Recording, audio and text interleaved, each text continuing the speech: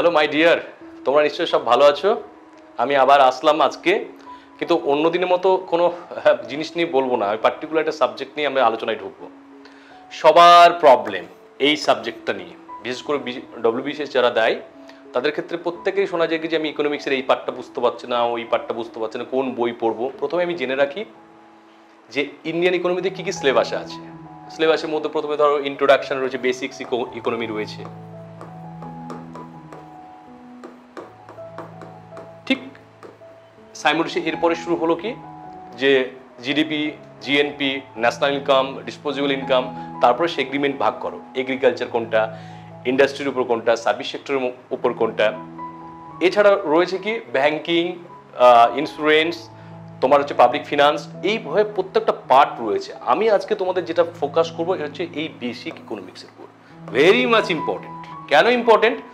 তুমি প্রথমে একটা সাপোজ একটা এক্সাম্পল দিচ্ছি তোমাকে। হ্যাঁ, গোটা ইকোনমিতে দাঁড়িয়ে রয়েছে একটা হচ্ছে মাইক্রো আর একটা হচ্ছে ম্যাক্রো। মাইক্রো ইকোনমি আর হচ্ছে ম্যাক্রো। আচ্ছা, এবার তুমি আমাদের ইন্ডিয়ান পাবলিক ফিনান্সের কনসিডারেশনে দেখো। ধরো আমি একটা ফার্ম খুললাম বা আমি একটা এন্টারপ্রেনারশিপ নিয়ে ব্যবসা করছি, আমার যে পলিসিগুলো রিলেটেড রয়েছে সেটা যে মাইক্রো লেভেলে। আর ম্যাক্রো কি? মাইক্রো লেভেলের কি ডিমান্ড রয়েছে, মানে বিলো বিলো বিলো লেভেলে কি রয়েছে মাইক্রো, মাইক্রো থেকে ম্যাক্রো লেভেলেও চাইছে যে কি ডিমান্ড রয়েছে, কি পলিসি নেওয়া উচিত। গভর্নমেন্ট যখন তার পলিসি নিচ্ছে তাকে ম্যাক্রো পলিসি নিচ্ছে। ম্যাক্রো পলিসির মধ্যে কি থাকতে পারে? ব্যাংকিং সেক্টরের তোমরা নিশ্চয়ই সবাই জানো repo rate, reverse repo rate কেমন হওয়া চাই, ওটা ব্যাংকিং পলিসি। ফিসকাল পলিসির মধ্যে কি থাকতে পারে? রেভিনিউ ডেফিসিট কেমন রয়েছে, বা ট্যাক্স বসাবো কি বসাবো না, ট্যাক্সেশন হবে কি হবে না, সেই জায়গাটা আমাদের রয়েছে। তাহলে অ্যাপার্ট ফ্রম এই জায়গাটা আসতে গেলে আমাকে প্রথমেই জানতে হবে যে বেসিক ইকোনমিক্সের কি কথা বলে। যে কোনো জিনিস শুরু হয় প্রথমে ডিজায়ার থেকে। এই ডিজায়ার মানে কি? আমার ইচ্ছে রয়েছে। আমার ইচ্ছে কি রয়েছে? ডব্লিউবিসিএস অফিসার হওয়া। তার ডব্লিউবিসিএস অফিসার ইচ্ছে হতে পারে বা কোনো একটা কমোডিটিস কিনবে, কমোডিটিসের মধ্যে তুমি হতে পারে কি গুডস হতে পারে, সার্ভিস হতে পারে, যা কিছু হতে পারে। তাহলে আমি ডব্লিউবিসিএস অফিসার হতে পারে ডিজায়ার। এইটাকে আমাকে অ্যাকমপ্লিশ করতে হবে। অ্যাকমপ্লিশ মিনস হচ্ছে আমাকে নিয়ে আসতে হবে ডব্লিউবিসিএস অফিসার হতে হবে। সেজন্য আমাকে কি করতে হবে? প্রথমে বই পড়তে হবে। কতটুকু পড়বো? আর প্রথম তো আগে থেকে আমি আগেও বলেছি যে আমার পড়ার সময় আমাকে বাঁচতে হবে কতটুকু পড়বো আর কতটুকু পড়বো না। আমি কিন্তু একাডেমিক ওরিয়েন্টেড আমি ইকোনমিক্স জানতে আসিনি। আমাকে যতটুকু এক্সাম ওরিয়েন্টেড রয়েছে সিভিল সার্ভিসে, সেই ওরিয়েন্টেশনে আমি কিন্তু তোমাকে বোঝাবো। আমি একটা এক্সাম্পল নিয়ে তোমাকে জায়গাটাকে ক্লিয়ার করে দিচ্ছি, তাহলে তোমার দেখবে যে বেসিক ইকোনমিক্সের অনেকটা পার্টি ক্লিয়ার হয়ে গেল। কেমনভাবে ক্লিয়ার হচ্ছে তুমি দেখো এবার।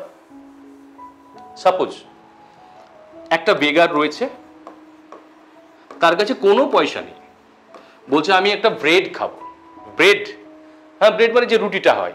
ওর তো ইচ্ছা আছে, খিদে পেয়েছে, কোনো রকম ভিক্ষে করে দেখা গেল দেখি 4 টাকা ওর পকেটে চলে আসলো, 4 রুপিস, কিন্তু ব্রেডটার দাম রয়েছে 10 টাকা।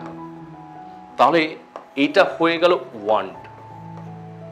এবার ওর কাছে যখন 10 টাকা চলে আসলো, তখন ব্রেডটার দাম কি 10 টাকায় রয়েছে? এটা ডিমান্ড। যত ইকোনমিক্সে যে ভাষায় বলুক না কেন, সে ডিমান্ড অ্যান্ড সাপ্লাই ওরিয়েন্টেশন গোটা ইকোনমিটাকে বোঝায়। তাহলে আমার মূল বক্তব্য কি দাঁড়ালো? যে আমার ওয়ান্ট হলেই যে ডিমান্ড হবে তার কোনো মানে নেই। তাহলে আমাকে ডিমান্ডে আসতে গেলে আমার কাছে থাকতে হবে সাপ্লাই এন্ডসটা ঠিক থাকতে হবে। ইকোনমিক্সের যতগুলো চ্যাপ্টার পড়বে এই ডিমান্ড অ্যান্ড সাপ্লাই নিয়ে। এই ডিমান্ড সাপ্লাই কনফ্লিক্ট করেই তোমার প্রাইসটা ডিটারমিনেন্ট হয়। ডিমান্ড ভার্সেস সাপ্লাই, এইটাই হচ্ছে ইকোনমিক্সের মূল সূত্র। এবার এর মধ্যে তাহলে প্রত্যেকটা জিনিসের কি স্যার ওয়ান্টস কি করে তৈরি হয় তার একটা সহজে উদাহরণ দিচ্ছি, তাহলে আরো ক্লিয়ার হয়ে যাবে তোমাদের কাছে। ধরো রাস্তায় একটা পেন পড়ে রয়েছে, একটা লিঙ্ক পেন রাস্তার ধারে পড়ে রয়েছে।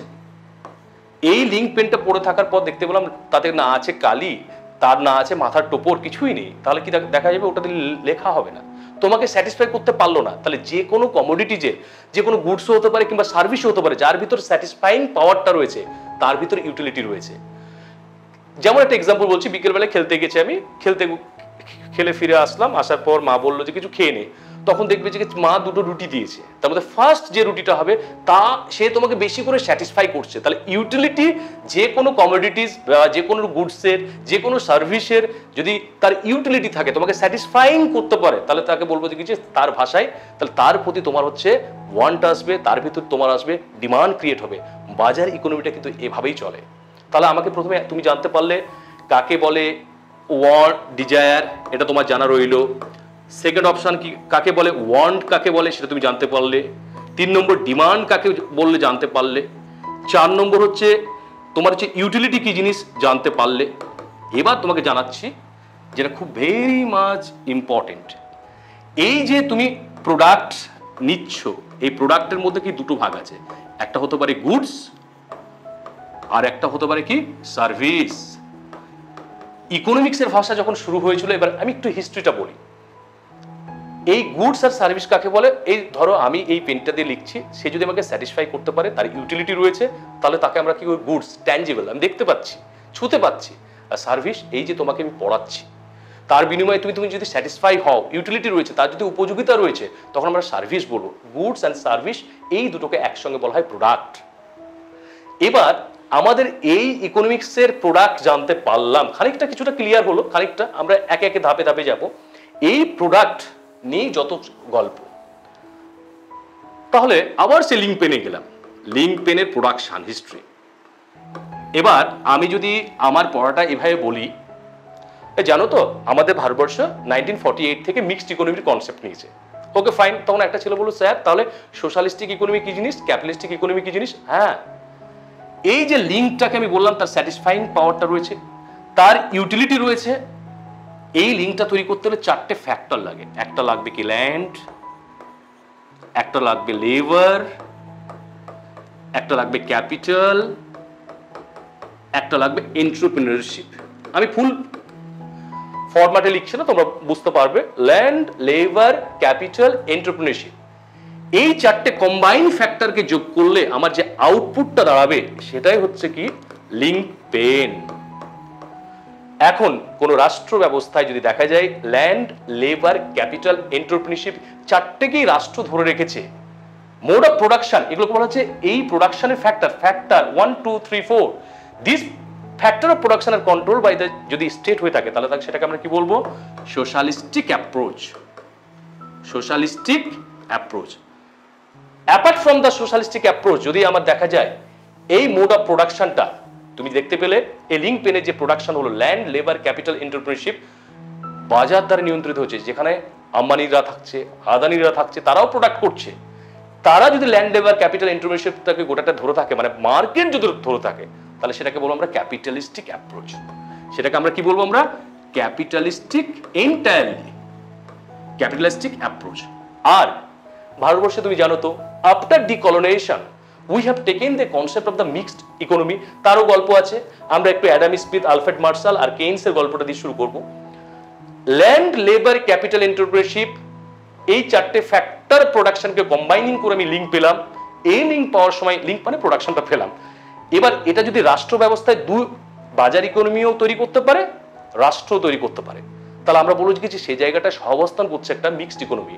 সাম of the part control by the either the state and other part control by the market economy. এই দুটোকে কম্বাইন করলে আমরা সেটাকে বলবো কি মিক্সড ইকোনমি। ওকে ফাইন, তাহলে তোমার কনসেপ্ট ক্লিয়ার হয়ে গেল, কাকে বলে সোশ্যালিস্টিক, কাকে বলে ক্যাপিটালিস্টিক, কাকে বলে মিক্সড ইকোনমি। এবার আসা যাক, অনেক ছেলে মেয়েদের এই পড়াটা যদি তুমি ঠিক এইভাবে যদি তুমি ইমবাইব করতে পারো, আমার মনে হয় তোমার পরে নেক্সট স্টেপগুলো পড়তে আরো সুবিধা হবে। কেমন সুবিধা হবে এবার আমি আসছি। এবার তার আগে একটা হিস্ট্রি বলে দিই। আমরা দেখতে পেলাম এখানে অ্যাডাম স্মিথ লিখলাম, এখানে মার্শাল লিখলাম, আমি শর্ট ফর্মে লিখছি, আর এখানে রবিন্স লিখলাম, আর এইখান থেকে স্যামুয়েলসন লিখলাম মিডিলটাতে।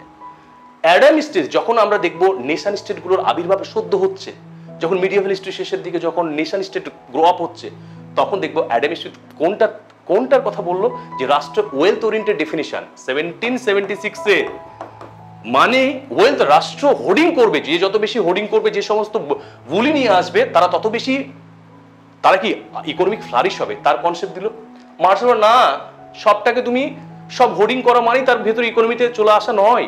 কেমন বললো, আগে দেখতে হবে ওটা ইকোনমিক্যাল অ্যাক্টিভিটিজের মধ্যে পড়ে না ইকোনমিক্যাল অ্যাক্টিভিটিজের মধ্যে পড়ে না। সে সেগ্রিগেট করলো। ধর একটা সাধু বসে রয়েছে, কোথায় বসে রয়েছে আমি এটা ক্লিয়ার করে দিলাম, সে সাধু বসে আছে, সে ইকোনমিক্যাল অ্যাক্টিভিটিজের পার্টের মধ্যে নেই, তাহলে আমাকে সেগ্রিগেট করতে হবে যে আমাকে ইকোনমিক্যাল অ্যাক্টিভিটিস না নন ইকোনমিক্যাল অ্যাক্টিভিটিস, দুটো গেল।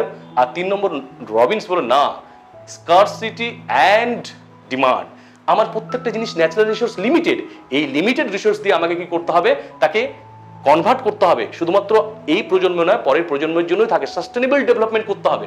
তখনই যে কনসেপ্টটা আসলো যে স্কারসিটি যদি থেকে থাকে তাহলে আমাকে দেওয়া হোক গ্রোথ অ্যান্ড ডেভেলপমেন্টের ডেফিনিশন। গ্রোথ অ্যান্ড ডেভেলপমেন্ট, এই ইন্ডিয়ান ইকোনমির ক্ষেত্রে আমরা যেটা পাবো, গ্রোথ মানে কোয়ান্টিটিকে এক্সপ্রেস করছে, 10 টাকা ছিল সে জায়গায় 20 টাকা হবে।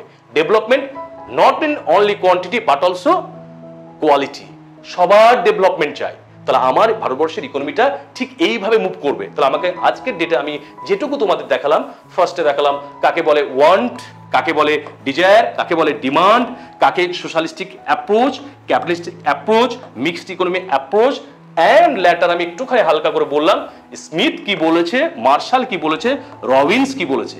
আমরা নেক্সট দিন যেটা করব, আমি যদি if I get the opportunity to provide the classes on YouTube, that time I will deliver on GDP,